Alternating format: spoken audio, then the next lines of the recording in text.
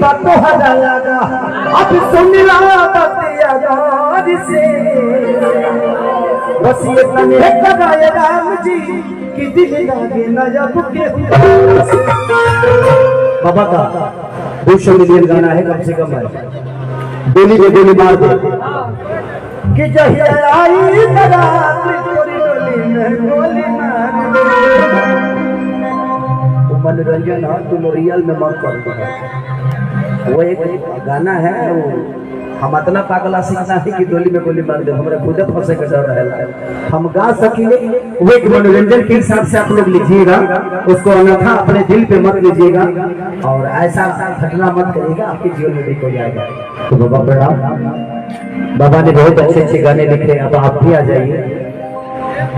इनको तो कौन नहीं जानता है, हमसे ज्यादा तो यही रहते हैं चर्चा में। चलिए अखिलेश कश्यप जी हैं, ये भी ब्राह्मण कुल से ही है और इनका भी आशीर्वाद हमें हमेशा मिला है। इनका पहला